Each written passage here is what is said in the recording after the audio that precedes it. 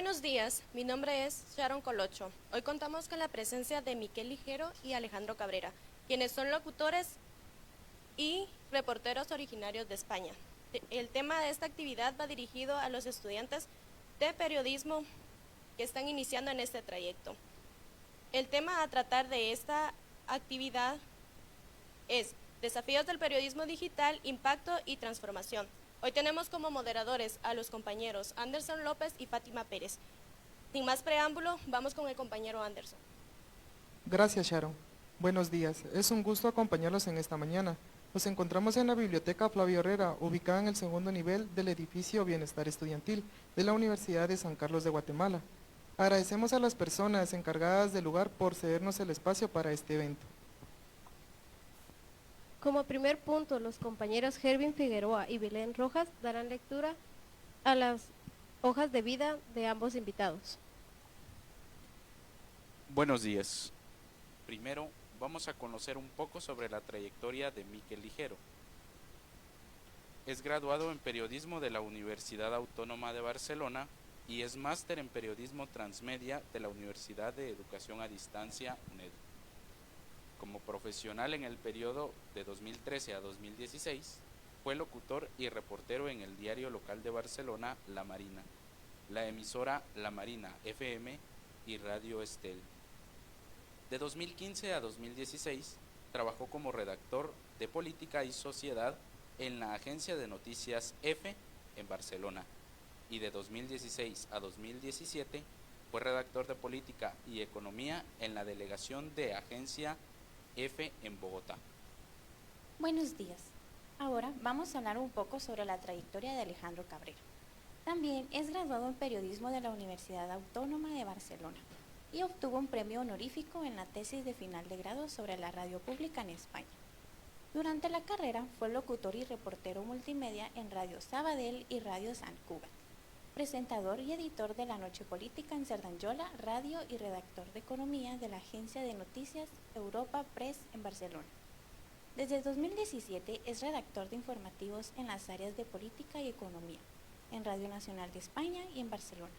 Tiene coberturas informativas especiales en Madrid, Francia, Suiza y Bélgica. Continuamos con Anderson para dar inicio.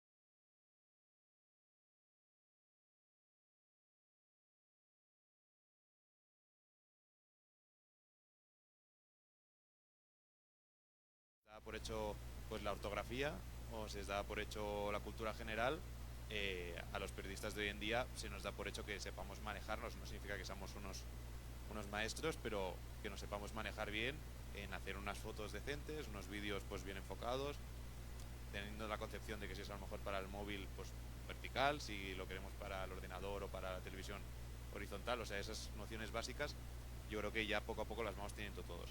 Y después, sobre eso del periodismo transmedia, también opino que hoy en día todos los medios también son transmedia.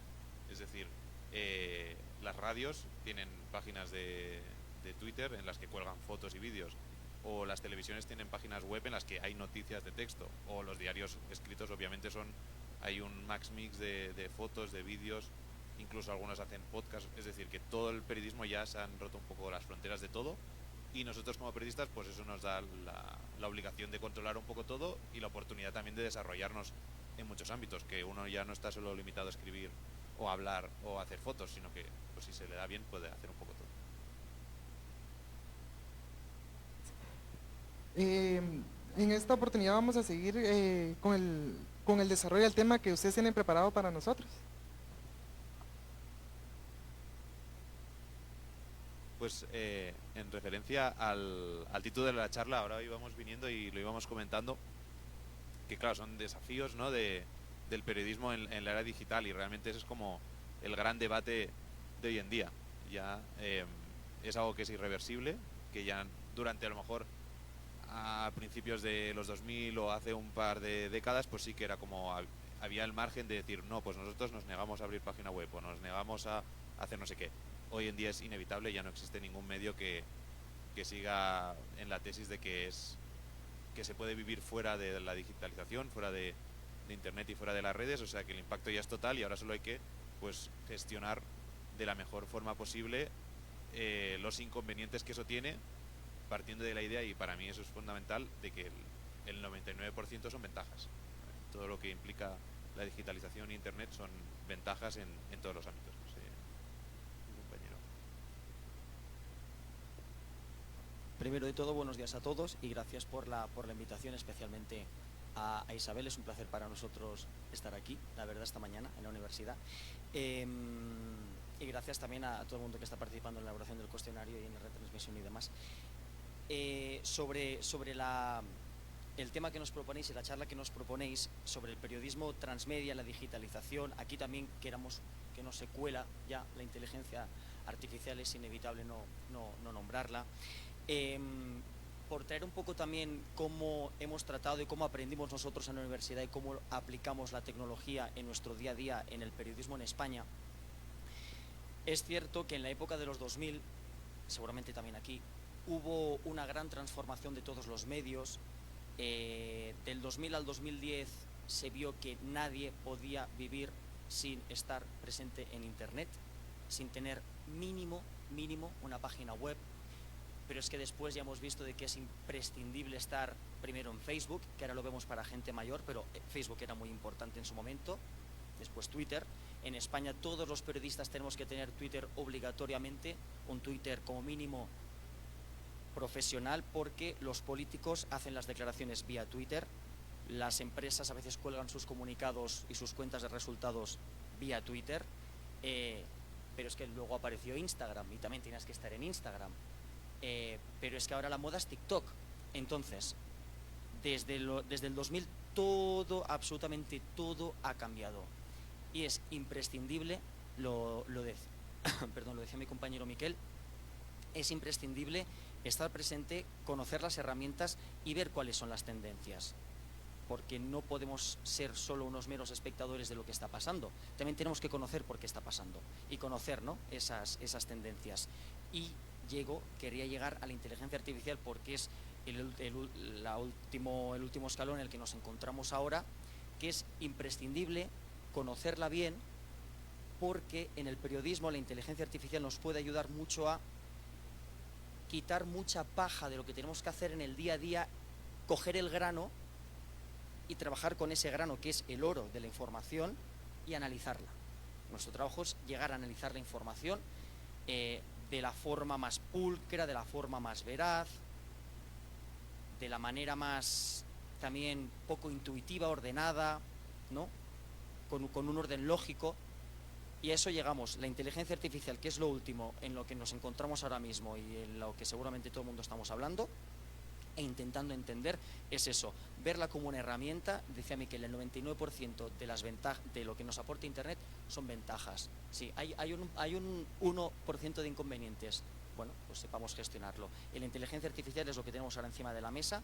Por ejemplo, en mi empresa, en Radio Nacional de España y en Radio Televisión Española, tenemos un departamento que se está encargando de cómo los compañeros que trabajan en televisión, que es la televisión pública española, los que trabajamos en la radio pública española, como es mi caso, y los que están también en medios interactivos, que son los que se encargan de hacer la página web, noticias web, audios web y también podcast, podamos aprovechar toda la fuerza que tiene la inteligencia artificial. Nos están formando también en ello. La verdad es que la empresa, es de agradecer, está destinando muchísimos recursos a que los profesionales entendamos qué es la inteligencia artificial y cómo la podemos aprovechar y cómo la podemos usar correctamente, y también cómo la podemos aplicar en nuestro día a día, que si queréis después podemos profundizar más también cómo es nuestro día a día como periodistas, Miquel como periodista Transmedia Madrid y yo como periodista de radio en Barcelona, cómo podemos llegar a utilizar también esta inteligencia artificial.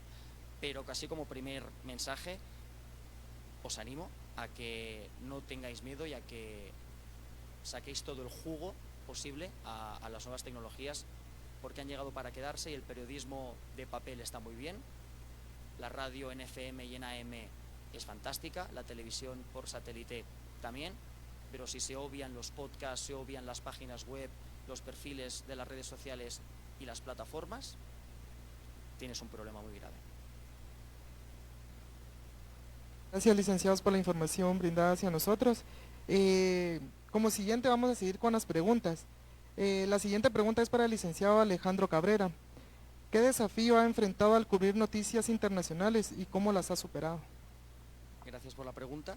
En mi caso, como comentabais, las oportunidades que he tenido de viajar al extranjero para trabajar siempre han sido en Europa. En este caso han sido para trabajar en Francia, en el sur de Francia concretamente, también en Bélgica. Estuve trabajando en el Parlamento Europeo y después en Suiza. Los tres fueron temas que impactaban de pleno a España, en el sentido de que no fui a cubrir información internacional, sino noticias de política española que sucedían en este caso en el sur de Francia, en Bruselas y luego también en Ginebra.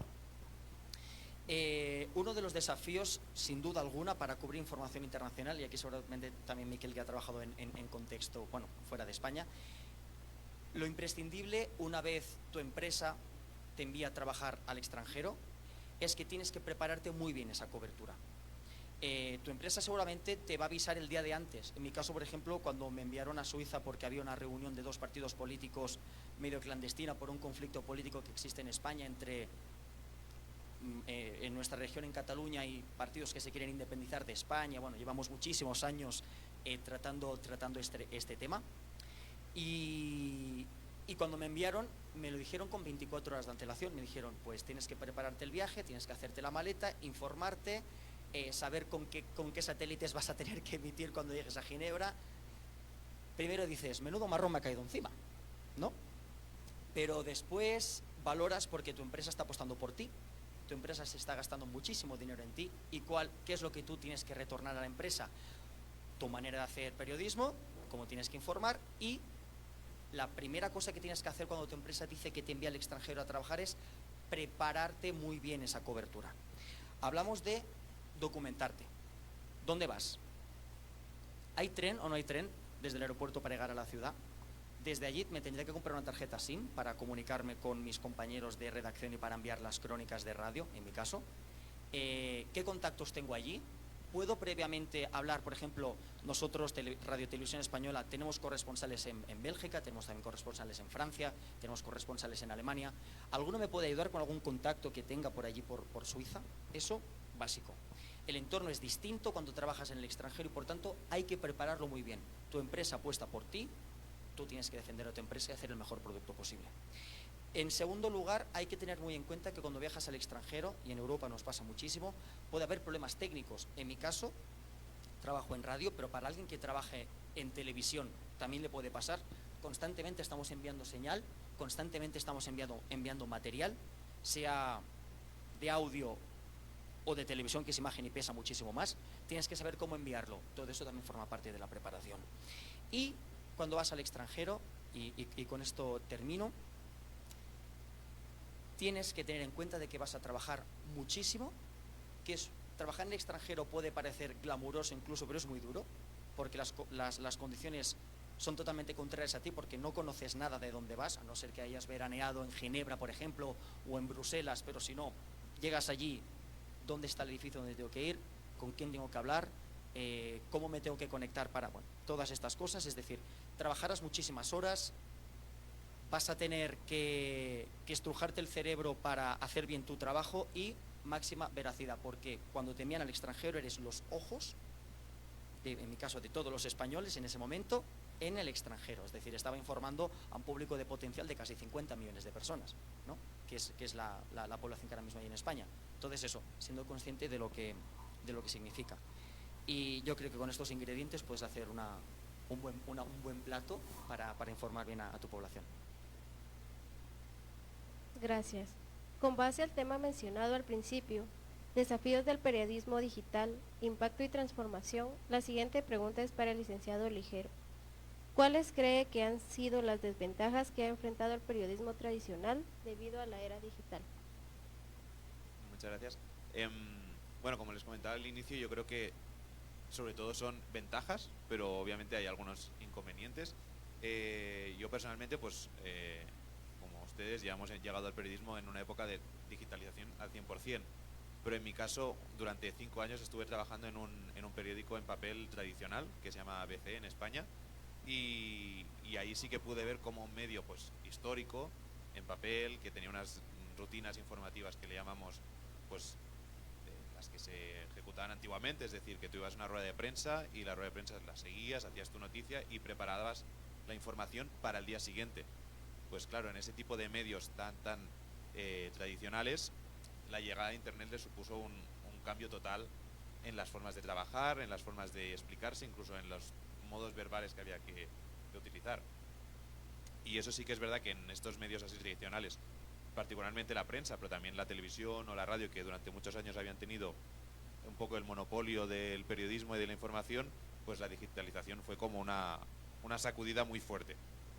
Y yo creo que si nos tenemos que centrar un poco en las desventajas, que también hay que tenerlas en cuenta para sacarles provecho y generar nuevas oportunidades, yo creo que son 3, que son de formato, de negocio y de relato, de forma de explicar las cosas. Es decir, en el formato, pues los diarios en papel siguen existiendo, se siguen vendiendo, pero ya no se pueden hacer de la misma forma. Nadie va a comprar un periódico para leer lo que ayer ya vio en la televisión o escuchó en la radio o vio en el Twitter a las media hora de que pasara. Entonces, si tú quieres generar esa demanda y que alguien quiera ir y gastarse su dinero en un periódico en papel, que seguirá viéndolo, le tienes que ofrecer otra cosa, tienes que ofrecer reportajes, análisis o una información incluso con un enfoque más creativo, más literario. Hay 1000 opciones. La gente sigue comprando libros, es decir, la gente sigue le sigue gustando la lectura física, pero hay que darle algo distinto. Ya no se puede hacer un periódico que sea una recopilación de noticias de hace 24 horas. Pues eso es una desventaja, pero a la vez es una oportunidad de hacer las cosas distintas, y lo bueno es que los periodistas, pues que ahora estáis saliendo de la facultad y ya llegáis con esa mentalidad totalmente cambiada y limpia para hacer las cosas distintas. Yo me enfoco más en hablar de prensa, que es un poco lo que más he conocido, pero eso es extrapolable también a la televisión y a la radio y a todos los medios en general. Y centrándome más en las ventajas, porque sí soy muy optimista, para mí básicamente la digitalización, la aparición del periodismo online, pues ofrece ventajas infinitas, pero una de ellas, por ejemplo, es el espacio ilimitado. Ya nunca más vas a llegar a una redacción y te dirán, tienes media página, y a la media hora te dicen, ay, no, que ha pasado no sé qué, pues ahora tienes 3 parrafitos. No, tú en internet puedes explayarte todo lo que quieras, y si tienes una buena historia, lo bueno es que aunque no porque por ejemplo una cosa que pasa mucho en prensa escrita es se jerarquiza mucho las noticias. Las noticias en portada tienen un espacio muy grande, las noticias que van ahí al fondo del periódico pues son ya recortitos. En cambio en online no, incluso tú puedes rebelarte contra esa jerarquía. Si tu noticia está bien hecha, viraliza, tiene una información exclusiva, aunque tu periódico no haya confiado en ella, pues en redes sociales o en la propia web puede pegar un subidón y puede estar siendo más leída que las noticias en teoría súper importantes que están abriendo el periódico. Y eso incluso como periodistas jóvenes os da esa oportunidad. Cuando vayáis a una redacción de un periódico, por ejemplo, no desconfiéis de los temas que os dan. Si os dan un tema pequeño o que puede ser aparentemente menos importante que la gran cobertura del presidente o del ministro o de no sé qué, pero si la hacéis bien, si hacéis una buena información, si la hacéis con cariño y si sois creativos, eso luego puede pegar un petardazo y al día siguiente os tenga que venir el jefe de redacción o incluso el director del periódico a decir, caray, pues ayer la noticia más leída fue la tuya, no fue la entrevista al ministro que hizo el periodista estrella del periódico. Y eso es una gran oportunidad, sobre todo para los periodistas jóvenes, porque ahí sí que todos trabajamos en igualdad de condiciones. Y después ya, pues, más ventajas del periodismo online, pues que todo el mundo tiene acceso a muchos más medios. Puedes leer desde Guatemala o desde España, se pueden leer ya no solo la prensa que se edita en cada país, sino que todos tenemos acceso al New York Times o al Financial Times o a las radios de cualquier país del mundo. Es decir, tenemos un acceso a una información que antiguamente solo tenían muy contadas personas en cada país. Y eso también es una ventaja que tenemos que utilizar incluso nosotros como lectores, poder pues disfrutar y aprender de medios más allá de los que se hagan en nuestra ciudad, en nuestro país. Me gustaría añadir una cosa de lo que ha dicho Miquel, y es que siempre hablamos, ¿no?, de las desventajas que puede ocasionar, del miedo que tenemos. Yo me sumo al optimismo de que el periodismo, por mucho que nos digan, por muy difícil que nos lo pongan, sea en Guatemala, sea en España, sea en Estados Unidos, allí donde sea, seamos optimistas, por favor.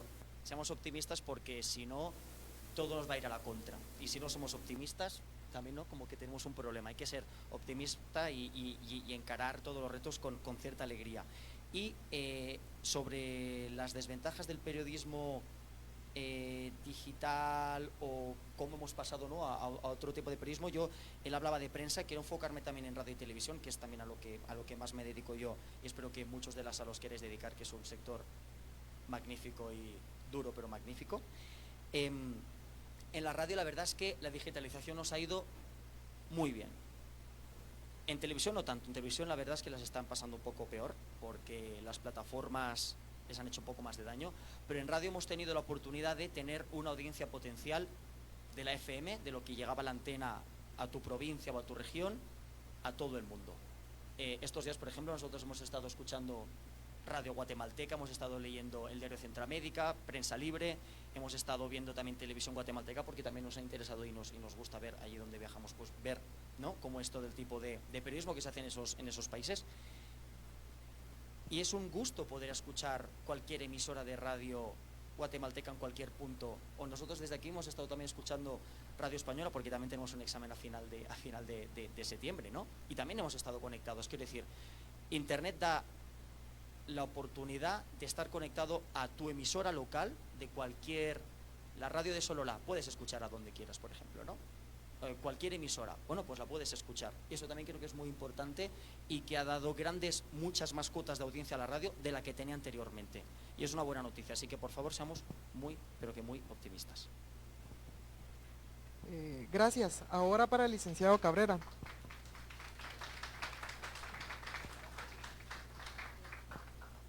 Ok, gracias. Ahora para el licenciado Cabrera, ¿cómo considera que influyen las nuevas tecnologías en la práctica periodística y en la forma en la que se consumen las noticias? Las nuevas tecnologías, evidentemente, afectan, tienen impacto, y más que lo van a tener, pero hay que tener en cuenta, y me quiero mantener en este hilo optimista, las nuevas tecnologías nos permiten una cosa que antes ha mencionado Miquel y que quiero profundizar en ella, que es que nos permiten ser más creativos. Por ejemplo, ahora mismo en España lo que tiene más lectores no es lo que ha dicho el presidente del gobierno, que en este caso es Pedro Sánchez, respecto a si va a aprobar o no va a aprobar los presupuestos de 2025, o si el techo de gasto va a ser de tantos millones de euros, o si va a haber una reforma de la Constitución para contentar a... No. Tal vez la noticia es... ¿por qué cada vez, ahora mismo que en España es verano y que hace un calor horroroso, por qué cada vez mueren más personas en verano por golpes de calor? ¿No? ¿Qué te interesa más? que tu abuela pueda morir por un golpe de calor, ahora mismo en España, o que el presidente del gobierno diga A o C una cosa que te va a afectar de aquí a 4 años. Entonces, la creatividad de los medios de comunicación, sea un reportaje en texto, sea una noticia de televisión o una noticia de radio, ostras, busquémosle un enfoque distinto para ser más creativos. Nos vamos a llevar a la audiencia, porque la audiencia está deseosa de querer escuchar cosas creativas. Y a nosotros nos pasa en la medición de audiencias de los contenidos que hacemos, que no son estrictamente noticiosos, tiene muchos más lectores, tiene muchos más y tiene muchísima más audiencia, así que tenemos que ser mucho más creativos e Internet nos propone justamente esto, ¿no? Ser más creativos, formaos también, por favor, en conocer cómo hacer infografías, animaciones, gráficos. Excel da mucho miedo, a todos nos da mucho miedo el programa Excel, pero es muy útil, es muy útil. Es muy útil y nos va a facilitar muchísimo la vida para hacer infografías, para hacer estos mapas mundi que a veces vemos que en tal país hay tantos muertos tantas mujeres muertas por violencia de género, comparativa con Francia, comparativa con Suiza, comparativa con, que ahora mismo por desgracia es una lacra social que tenemos, la violencia machista. Pues bueno, pues se pueden hacer datos para explicar la violencia machista de otro modo que no sea hoy ha muerto una señora más, ¿no? Hagamos. ¿Por qué? ¿Cómo están los protocolos de prevención? Son enfoques distintos que le podemos dar a la noticia, que no es el simple, ha muerto una señora más, una mujer más, en manos de su pareja o expareja. Démosle una vuelta. ¿Por qué fallece? ¿Por qué los hombres cada vez son más machistas? ¿Qué protocolo no funciona? ¿Es que tal vez estas señoras no tienen acceso a línea telefónica o internet para denunciar? ¿No? Pues yo creo que el periodismo también tiene que atender a estas realidades. Y dejemos un poco de lado ya los grandes titulares. Habrá compañeros de que lo hagan y centrémonos en contenidos más creativos que a la gente le va a llamar mucho la atención. Pero, ojo, de aquí ya se me acabó el optimismo, porque las nuevas tecnologías, la digitalización, Internet, han traído las malditas fake news. En España ahora, de hecho, el gobierno está preparando un protocolo para, que no sé si es un tanto peligroso, pero bueno, tampoco voy a opinar, de qué medios o qué no medios hacen información veraz y no veraz. Pero hay que tener en cuenta que hay medios que no trabajan para decir la verdad, sino que trabajan para decir mentiras. Y en España hay muchísimos. No sé aquí en Guatemala cómo vais, luego si eso lo comentamos. Pero en España hay muchísimos. Y no solo medios, sino bots que replican en redes lo que dice ese medio que es mentira. Entonces te llama tu mamá: Alejandro, que he visto esto en internet. Mamá, es mentira. Alejandro, que... Mamá, es mentira, ¿no? Entonces tienes que estar haciendo un doble ejercicio ya profesional, incluso personal en tu casa y con tu familia, para ir desmintiendo noticias. Por eso es muy importante hacer buen periodismo, que combata estas noticias y confiar en los medios tradicionales. No están en crisis, pero tenemos que volver a confiar en ellos. Esta es mi opinión.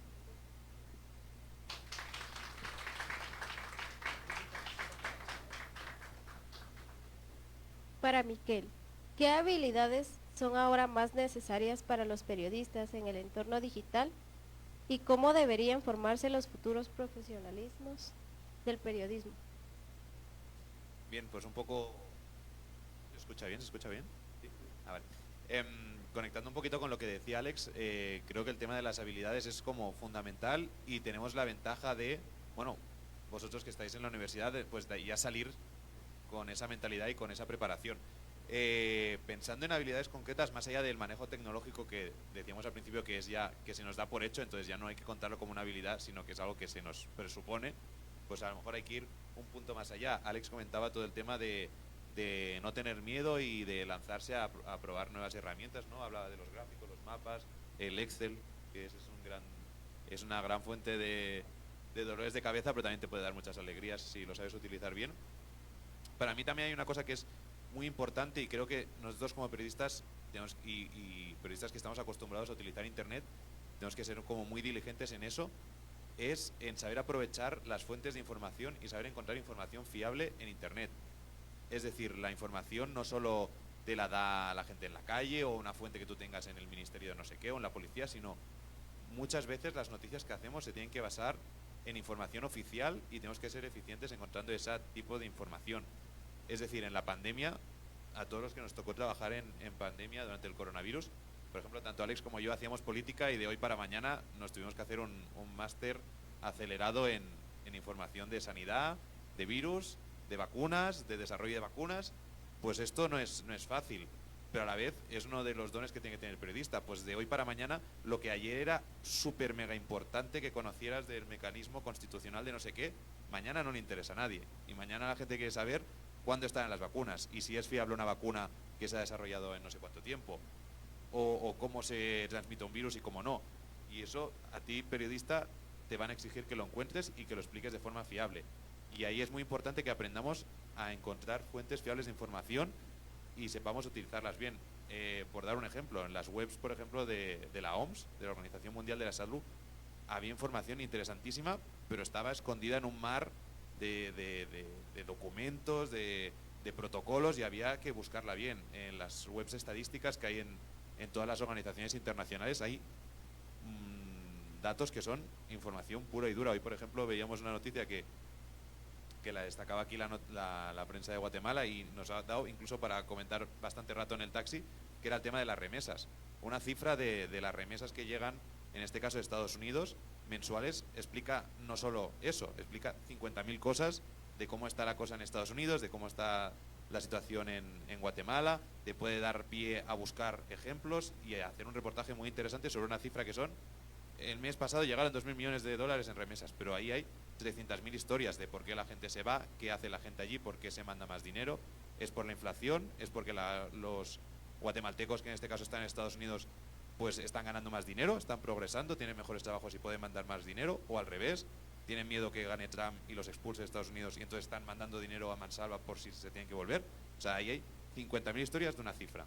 Y entonces hay que encontrar bien la cifra, saberla contextualizar bien, a poder ser siempre con fuentes oficiales, las universidades, los centros de estudios, las organizaciones internacionales, las ONGs, los gobiernos, saber también poner en duda esas informaciones, saberlas compensar de un lado y del otro.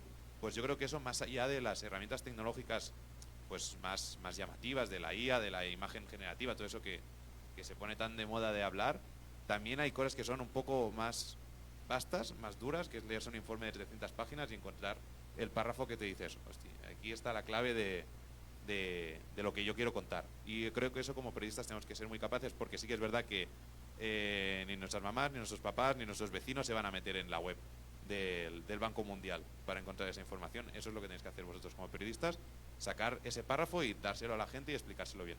Y eso, más allá de las herramientas tecnológicas pues tan vistosas que nos da Internet, también es eso, porque antiguamente esos informes tenía acceso pues el periodista que vivía en Nueva York o en Ginebra, pero el periodista que está en Guatemala no. Hoy, o en Barcelona en nuestro caso, hoy todos tenemos acceso a ese informe, pues tenemos que aprovecharlo. Gracias. Para Alejandro, ¿qué papel está jugando la automatización y la inteligencia artificial en el periodismo digital? ¿Y cómo afecta estas tecnologías a la labor periodística? Respecto a la automatización es cierto que hace ya muchísimos años que se utiliza.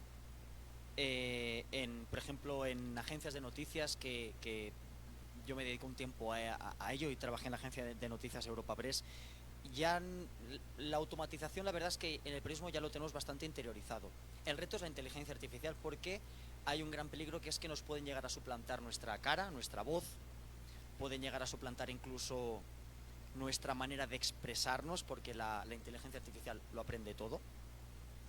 Ya nos afecta la inteligencia artificial, pero este tipo de tecnología no tiene una competencia que vosotros, nosotros y todos los que estamos en esta sala sí que tenemos, que es capacidad de análisis. La inteligencia artificial no tiene capacidad de análisis. El día que llegue, agarrarse donde podáis, porque eso va a ser un problema para nosotros. Pero hasta que no llegue la capacidad de análisis de la inteligencia artificial, tenemos mucho trabajo, porque hay tantísima información, como decía Miquel, de fuentes oficiales y demás. La inteligencia artificial nos ayuda podemos pedirle, por ejemplo, a ChatGPT que nos ayude a buscar cuáles son los 20 autores guatemaltecos más leídos en el año 2023. Porque queremos hacer un informe que nos ha pedido nuestro jefe de cultura en nuestra redacción, allí donde trabajéis en el futuro. Y tú puedes decir en ChatGPT: quiero saber cuáles fueron los 20 escritores o los 20 autores más leídos en el año 2023 según tal organización aquí en Guatemala. y te los facilita. Es verdad que es tiempo que tú no pierdes en estar en Google o en cualquier herramienta de búsqueda y leerte un informe. Ver que luego la inteligencia artificial te puede ayudar en esto. Pero luego tú tienes que ser capaz de haber leído sus 20 obras, las 20 obras de estos 20 escritores, porque tendrás que escribir por qué han sido los más vendidos. Allí es donde está nuestro trabajo, y bendito trabajo, es fantástico, porque es a lo que nos queremos dedicar y a lo que nos dedicamos. En Barcelona tenemos una feria internacional que no sé si la habéis escuchado alguna vez, que se llama el Mobile World Congress. No sé si os suena o si la habéis visto alguna vez en medios de comunicación y demás. Es la feria tecnológica más importante del mundo ahora mismo. Nació en el año, si no recuerdo mal, llegó a Barcelona, perdón, el año 2006. El año 2006. Eran, por decirlo así, de un modo, si me permitís la expresión, para 10.000 frikis. Iban 10.000 personas. Y ahora ya están superando los 100.000 visitantes anualmente esta feria, que es una feria que se celebra durante 4 días al año, acostumbra a ser a finales de febrero o principios de marzo, y de la que tengo el honor y gracias a Dios de ir desde el año 2016 cada año a esa feria, porque es muy interesante ver cómo las nuevas tecnologías impactan en todo, porque en el Mobile World Congress ahí están todos los sectores: movilidad, urbanismo, información y comunicación, pero también edificación, arquitectura, está todo. Está automovilismo, es para volverse loco porque es una feria enorme. Respecto a la información, la inteligencia artificial este año, en la edición del 2024, ha sido la estrella, porque llegó una nueva versión de ChatGPT, llegaron muchísimas innovaciones que incluso los periodistas tratamos días a entender. Porque tú llegas al puesto, ¿no?, donde está esa innovación, hablas con los responsables y te la explican y te quedas: no he entendido nada. Te quedas que no lo entiendes, porque claro, no somos máquinas, gracias a Dios, entonces necesitas procesar esa información. La feria, digo, dura 4 días, ¿no? Pues tú vas el primero, te empapas de todo, y el cuarto empiezas a escribir respecto de esas tecnologías, porque son muy complejas de entender y ya las hacen complejas para que no las entiendas. Entonces ahí está el reto de los periodistas, y ahí vamos viendo un poco, ¿no?, cómo la inteligencia artificial va a ir impactando en nuestro sector. Y os invito mucho a que veáis las novedades que se presentan allí. La feria se puede seguir por remoto, no hay ningún problema. Es MWC, Mobile World Congress, y pueden ustedes seguirla. Ya digo, no sé, el año que viene creo que cae a principios de marzo, si no me equivoco, en la feria 2025. Y os invito a que conozcáis de esta feria. De verdad es muy importante. También hay otra edición, creo que es en Las Vegas y otra en Shanghái. La de Las Vegas ha sido hace poquito. En Shanghái no sé cuándo es, creo que es en otoño. Pero os invito a que conozcáis esta feria, y a que hay muchísimo material que podéis, incluso por algún reportaje que os manden de inteligencia artificial durante vuestro estudio aquí en la facultad, que os puede servir. Agradecemos sus respuestas. Vamos a trasladarnos con nuestra compañera Astrid Guevara, quien estará presentando las preguntas del público presente. Muchas gracias, Fátima. Buenos días, compañeros del Salón 204. Gracias a quienes nos acompañan en esta transmisión. Habilitamos este espacio para que el público presente pueda formular sus preguntas a nuestros invitados. Buenos días, licenciados. Mi nombre es Aaron Marroquín. Pues quisiera consultarles qué impacto tuvo el periodismo digital durante la pandemia mundial.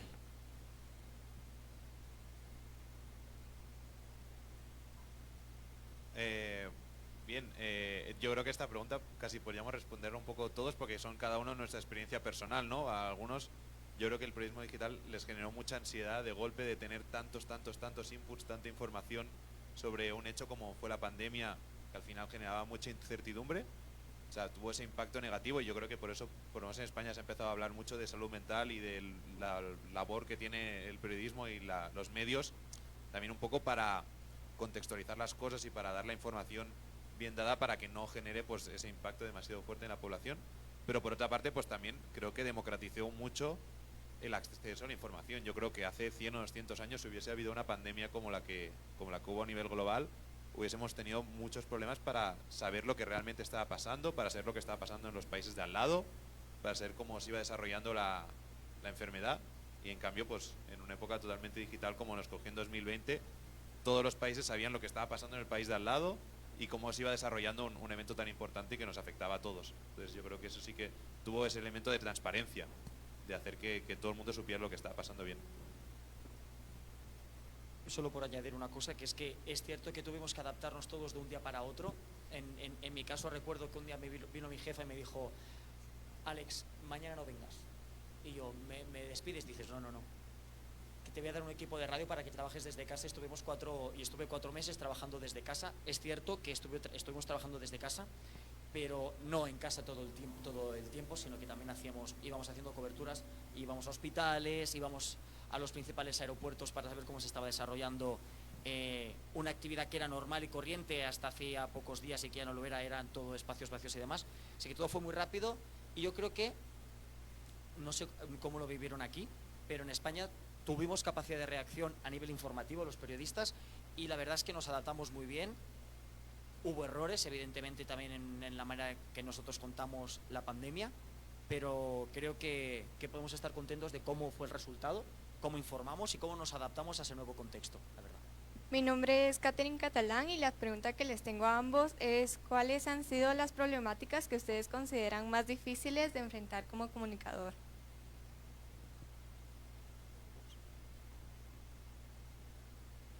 Bien, yo creo que las más difíciles serían hay como dos carpetas. Lo que tus jefes consideran que es importante y lo que a ti te sacude.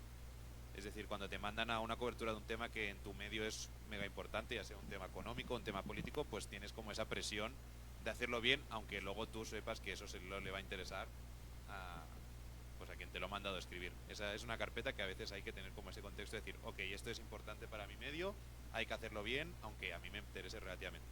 Y la otra carpeta de coberturas muy difíciles son las que te afectan a ti personalmente, ya sea porque sea un tema que a ti te interesa o te afecta o te ha afectado directamente, o temas que son muy duros. A mí, por ejemplo, cuando viví en Colombia tuve que trabajar muchas coberturas relacionadas con la guerrilla de las FARC y claro, hablar con personas pues que les han secuestrado, que les han matado familiares, eso es muy duro.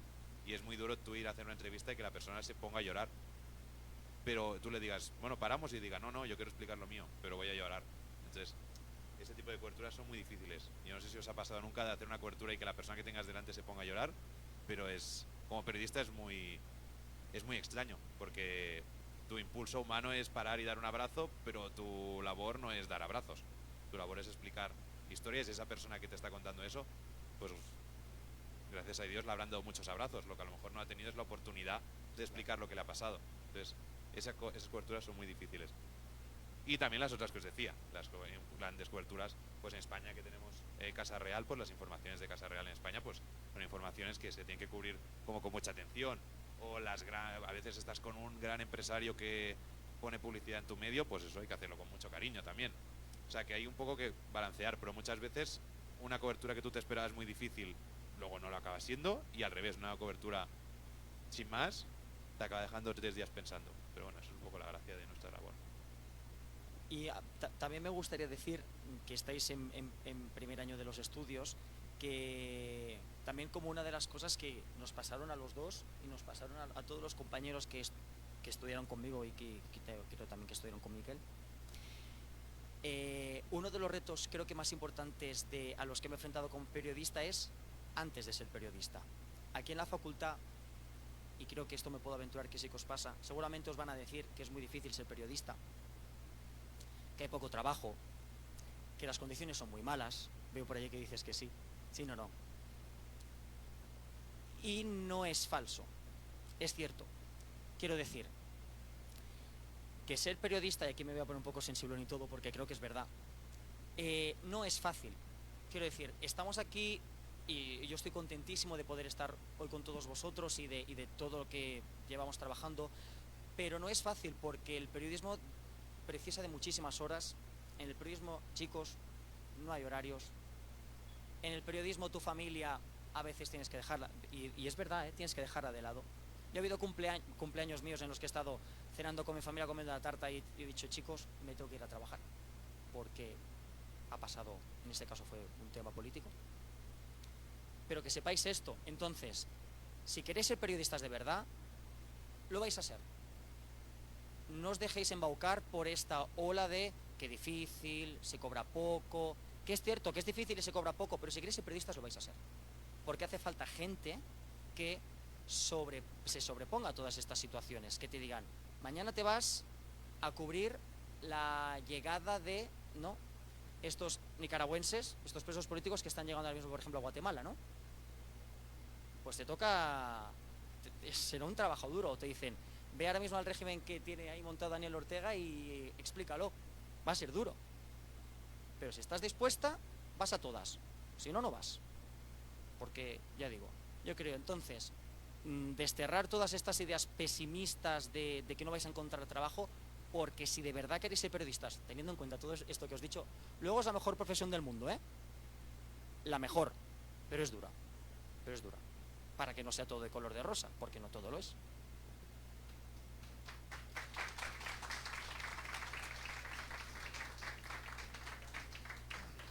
Buenos días, es un enorme gusto y honor estar con tantos profesionales, y yo en lo personal me encanta mucho el periodismo español, específicamente en el deporte.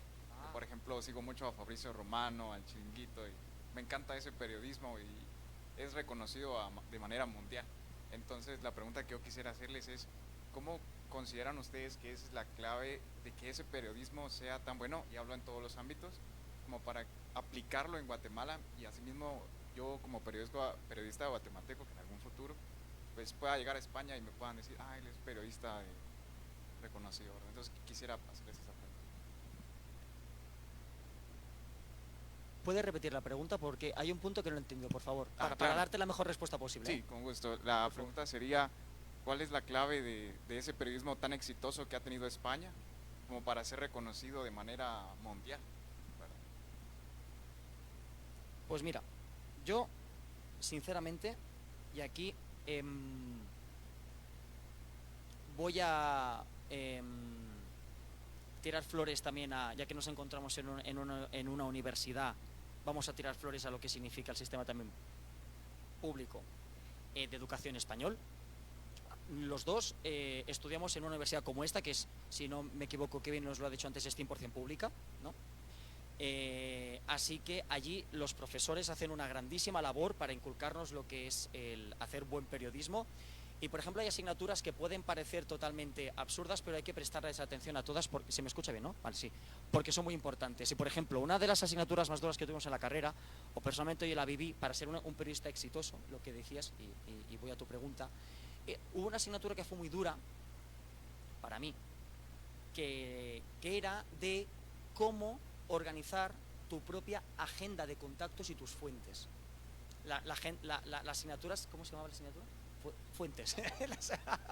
Exacto. Bueno, tenía un título más largo, pero se llamaba Fuentes.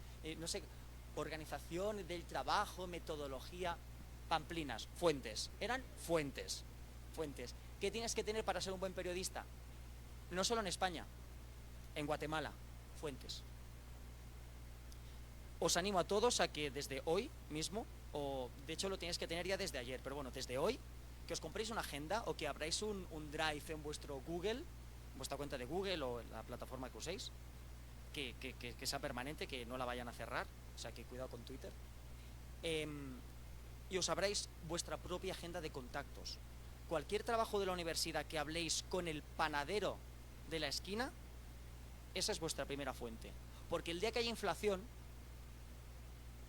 y queréis preguntar por qué está subiendo tanto el precio del alimento, ¿no?, de la pupusa o de cualquier pan o de cualquier otro tipo de producto, podrás ir allí rápidamente al panadero que piensas que no es una fuente y es una fuente, y te dirá, pues a mí cada vez el maíz me cuesta más caro y el agua cada vez también es más cara y la electricidad, y ya tienes ahí para empezar un reportaje, por ejemplo. Sí que en España funcionamos exactamente igual que en Guatemala, tienes que tener fuentes. El periodismo deportivo no es mi especialidad, pero tengo muchos compañeros y muchos amigos que sí que se dedican, y aún es un periodismo más de fuentes, porque Leo Messi no le habla a todo el mundo, ni Xavi le hablaba a todo el mundo, ni ahora Hansi Flick le hablará a todo el mundo, ni cualquier jugador del Real Madrid, es que yo soy culé y solo hablo del Barça, pero me refiero que más si cabe, si te quieres dedicar al periodismo deportivo, quien se quiere dedicar al periodismo deportivo, en España seréis todos muy bienvenidos para dedicaros a lo que queréis, evidentemente, y al periodismo, evidentemente, también. Pero es muy importante, es que no me quiero ceñir solo al deportivo, sino a todos, tener una buena agenda de contactos, porque un contacto te puede llevar al otro, y ese otro puede ser el deportivo, ¿sabes? O sea, que es como un poco ese camino. Y sobre el tema de las fuentes también, ten en cuenta que las fuentes evolucionan.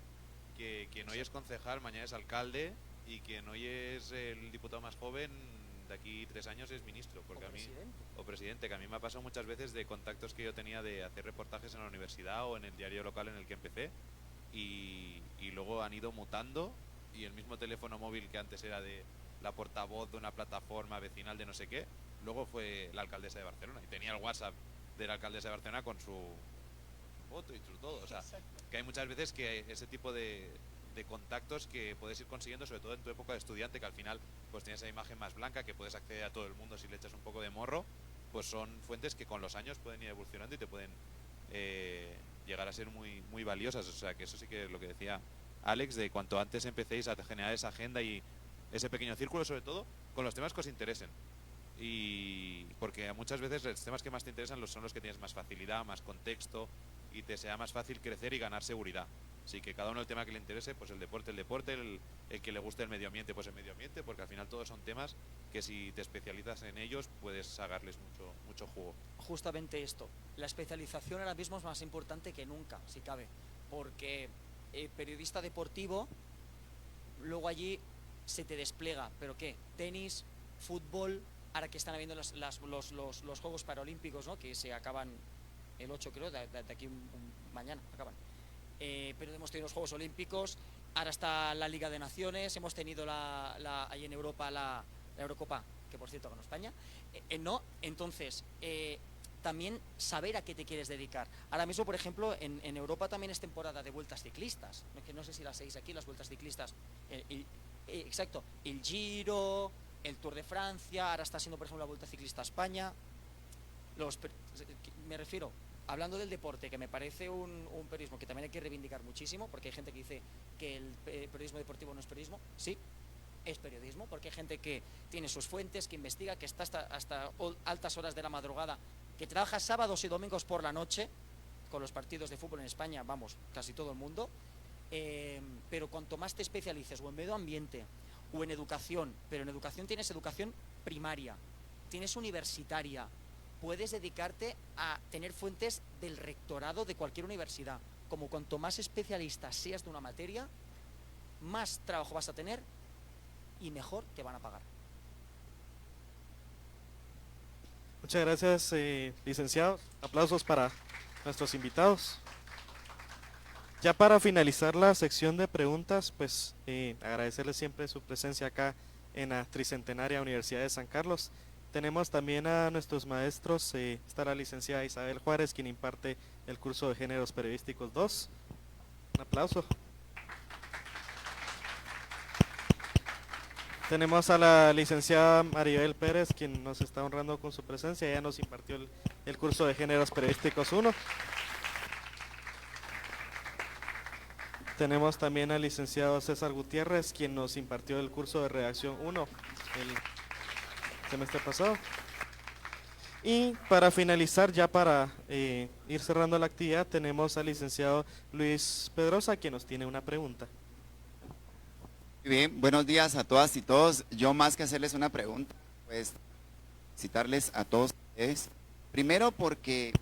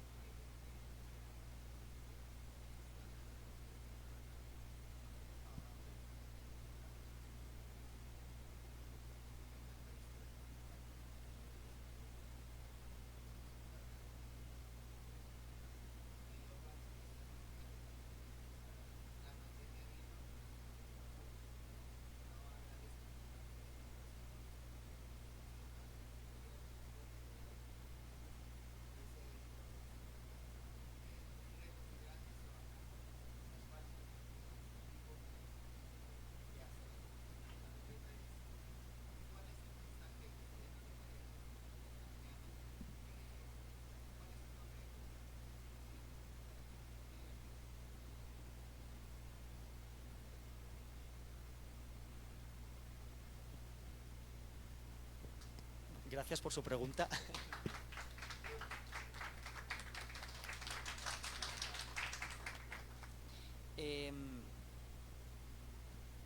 Me voy a centrar sobre todo, que también lo habíamos preparado en un poco de como recomendaciones que haríamos y que nos hubieran gustado que nos hubieran hecho a nuestro Miquel y Alex de... ¿Qué edad tenéis? ¿19, 20? Pues bueno, la edad que tenéis, ¿vale? Respecto a los desafíos, y empezando por la inteligencia artificial, para mí es, 1, no tener miedo. 2, no es fácil, pero esforzarse mucho en conocerla. A mí me está costando horrores, pero estoy intentando conocerla. Intentar conocerla, que no nos dé miedo. Del mismo modo que no nos tiene que dar miedo el Excel, que es un programa a veces muy complicado, que haces 2 tábulas y dices, ostras, ¿qué he hecho? Ya no sé lo que he hecho. ¿No? Que no nos dé miedo la inteligencia artificial. Démosle la oportunidad de conocerla. Porque es que si no la conoces vas a tener un problema. Porque es que ha llegado para quedarse. Y si no te reinventas junto a la inteligencia artificial, pero ahora está en modo beta, pero cuando empiece con sus nuevas versiones y sus extensiones, y tu empresa, por ejemplo, mi empresa, compre un paquete de inteligencia artificial especializado en radio y televisión, pues si no sé de qué va voy a tener un problema muy grande. Y ustedes lo pueden tener si en el Chiringuito o en Jugones tienen un programa de inteligencia artificial y tal vez si no la conoces te echan. O sea, es muy importante que la lleguemos a conocer, ¿no? Y ahora mis consejos para ustedes. El primero de todos es, por favor, lean mucha prensa tradicional, también digital, más moderna, de medios más modernos, pero los medios tradicionales tienen una manera de hacer, que es que tienen a periodistas muy veteranos, de los cuales podemos aprender todavía muchísimo. Que no sepan hacer un vídeo en Twitter no significa que sean tontos o ineptos, no, es que saben hacer otras cosas que nosotros no sabemos hacer. Así que leamos la prensa tradicional y escuchemos la radio y veamos la televisión tradicional. También la televisión es muy importante verla. A veces cuando era pequeño le llamábamos la caja tonta, pues la caja tonta también tiene cosas interesantes a ofrecernos. Medios tradicionales, vamos a consumirlos, pero sobre todo leer mucha prensa, leer Diario Centroamérica y también Prensa Libre, que estos días nos está gustando mucho los 2 medios, y dan visiones distintas, que es interesante. Eso para mí la primera idea. Tener muchísimo contexto, mucha cultura general. El segundo, os animo muchísimo a que aprendáis idiomas. No basta con que sepáis. Tenemos la gran virtud de que hablamos castellano, hablamos español, pero el inglés ya no es suficiente. Tenéis que saber inglés, es obligatorio. Pero, además, yo os animo a que elijáis un tercer idioma. Sea francés, sea portugués, por la proximidad también que hay aquí con Brasil, sea alemán, sea italiano. ¿Por qué lo digo? Porque también os va a dar esa parte de especialización y un mercado nuevo en el que podéis ganar más dinero. Es importante saber idiomas. Nos ha pasado a nosotros, en este caso, cuando hemos tenido que trabajar fuera. Y la tercera cosa, y ya con esto termino, es que apostéis, no sé aquí cómo lo hacéis, pero allí en España, en la carrera de periodismo, en la universidad pública, solo tenemos derecho a prácticas en cuarto de carrera, 3 meses. El periodismo, para mí, no es una profesión, es un oficio. Se aprende cada día, se aprende día a día. Tal vez de esto podemos discrepar si es una profesión, si es un oficio, pero para mí personalmente, que casi ya llevo 10 años trabajando de esto, para mí es un oficio que se aprende día a día. Entonces, por favor, no os esperéis a las prácticas que os ofrece la universidad. Hacer prácticas en medios locales, en radios locales, en prensa local. Si os gusta la comunicación política, si os gusta dedicaros a oficinas de comunicación, que también es periodismo, apostar por hacer prácticas en empresas. No os van a pagar. Yo he estado muchísimos años trabajando sin cobrar un duro. Nada, 0 euros, 0 quetzales, 0, nada. Pero sí se aprende también. Quiero decir, hay un momento en el que tu aprendizaje, lo que te están ofreciendo en esa empresa en prácticas, es un máster. Costaría muchísimo dinero. Nos están pagando, pero se están ofreciendo esa experiencia que el día de mañana te va a llevar a trabajar en España, si quieres, en el Chiringuito con Jugones. ¿Sabes lo que te quiero decir? Así que, para mí, lean mucho, aprendan idiomas y hagan tantas prácticas como puedan. O sea, si pueden hacer 3 a la vez, hagan 3 a la vez, porque es lo que le va a dar músculo a su cerebro y a su manera de hacer, ¿no? Bueno, creo que... A mí me has dejado sin nada que decir. No, porque yo creo que comparto 100% el tema de los idiomas, el tema de leer muchísima prensa nacional e internacional, pero también leer cosas así más atemporales sobre temas que te interesen, pero sobre todo yo me enfocaré, insistir aún más en el tema de las prácticas y de cuanto antes empecéis a trabajar y a hacer periodismo y a equivocaros, pues menos os equivocaréis cuando estéis ya en las prácticas definitivas de la universidad o en vuestro primer contrato. En la mayoría de medios, cuando llegan los practicantes de la universidad, ya los tratan como si fueran un redactor más, porque además hoy en día las redacciones son tan pequeñas que faltan manos, y cuando llega el de cuarto de carrera se da por hecho que se debe hacer una entrevista, una crónica, y suerte tendréis si nos ponen casi a hacer un editorial. O sea, que hay que llegar muy rodado, como decimos en España. Eso es un inconveniente, y la ventaja es que tenéis todos los años de la universidad para empezar a ir practicando en medios. En medios, cualquier medio es bueno, medios locales, medios especializados, incluso medios extranjeros. O sea, si vosotros no tengáis miedo en coger una lista de medios latinoamericanos y decir, mira, yo a este, veo que no tiene nadie escribiendo desde Guatemala, pues yo con toda mi jeta le voy a escribir un mail a su director de internacional y decirles que si quieren a alguien en Guatemala, yo estoy. Y además, sin cobrar. Con lo cual, es imposible que diga que no. Y ahora bien, el día de mañana, cuando tú puedas enseñar un currículo con 5, 6, 7 crónicas publicadas en medios extranjeros, nadie os va a preguntar si os pagaron o no por ellas, vosotros solo vais a poder enseñar eso. Y eso para vosotros va a ser una de las cosas que va a hacer que cuando lleguéis a la redacción o a la agencia de comunicación o donde sea, tengáis como ese impulso. Así que bueno, sin vergüenza, sin miedo, a por ello.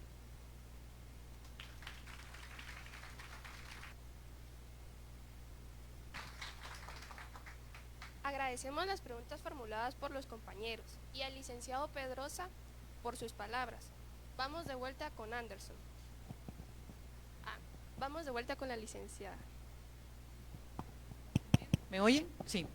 Bueno, yo solamente me gustaría que, Alex, nos comentaras, tú haces radio en 2 idiomas, con el idioma materno de Barcelona y además el castellano.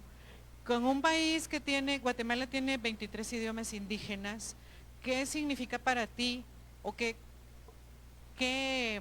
consejo nos das para rescatar esa parte? Porque siendo un país tan racista, los idiomas indígenas solamente se escuchan en los territorios, más no como parte de los medios.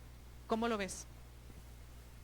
Sí, exacto. En Barcelona, que se encuentra en la región de Cataluña, España, aparte del castellano, tenemos otros 3 idiomas oficiales recogidos por la Constitución española, que son el catalán, que es el idioma, de hecho entre nosotros no hablamos castellano, entre nosotros hablamos catalán, el vasco, que se habla en el País Vasco, es en otra región española, y el gallego, que se habla en otra región, además del castellano o del español.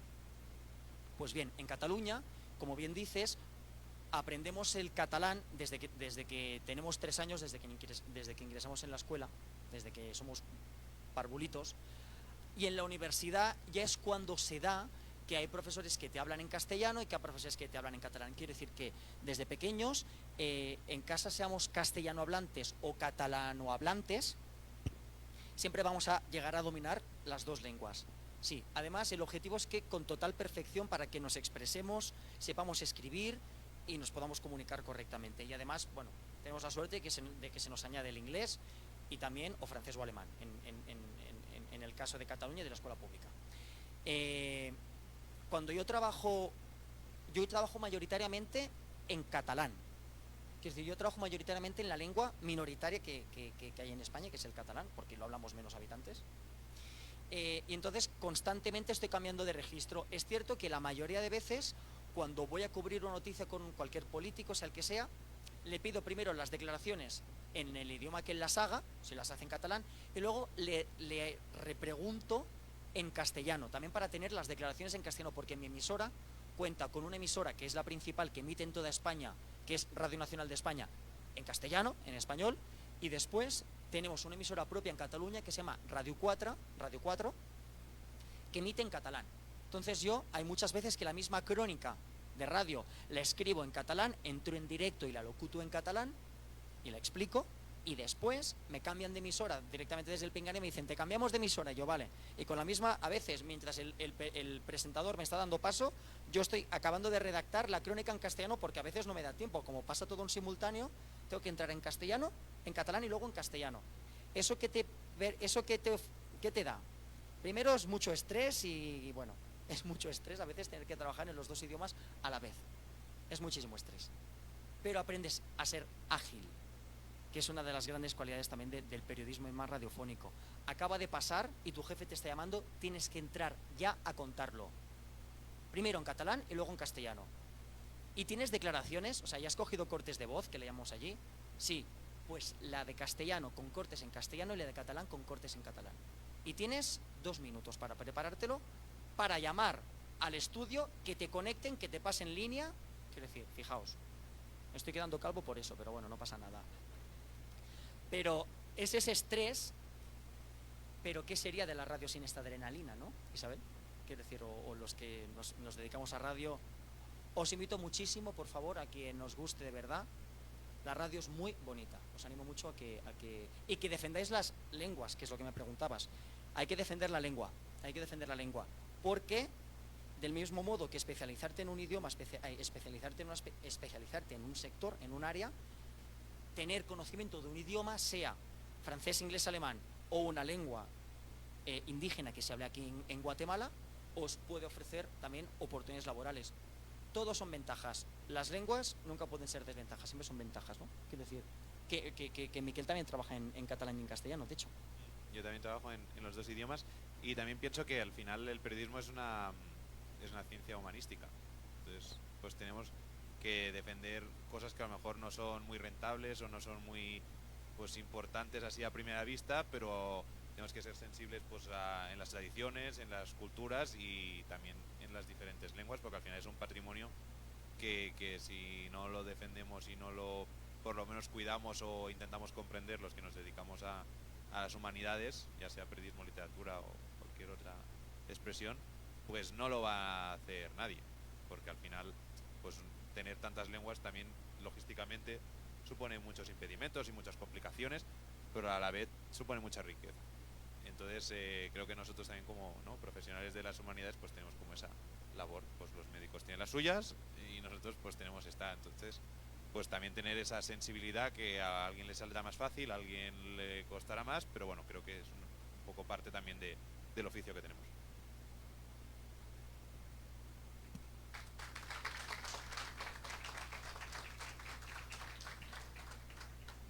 Hemos llegado hasta el final de esta entrevista. Agradecemos a los licenciados por su tiempo y por sus experiencias.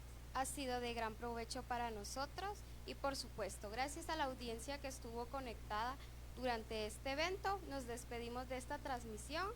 Feliz día para todos. Perdón, disculpe, para los licenciados.